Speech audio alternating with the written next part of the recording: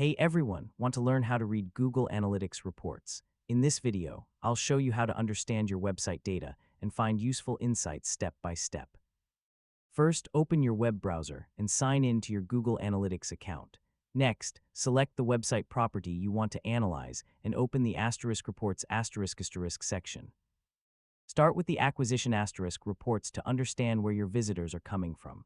You can see traffic sources like search engines, social media, direct visits, and referral websites.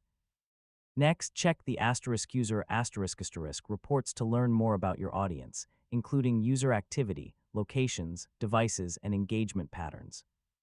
Open the Engagement ** reports to understand how visitors interact with your website. Look at metrics like page views, events, and average engagement time. Next, review the monetization * reports if you run an online store or track revenue. These reports help you understand purchases, product performance, and conversions. Pay attention to important metrics such as users, sessions, engagement rate, conversions, and traffic sources to measure your website performance. You can also use filters, comparisons, and date ranges to analyze specific groups of visitors or compare different time periods. Finally, use the insights from your reports to improve your content, marketing campaigns, and overall website strategy. And that's how to read Google Analytics reports.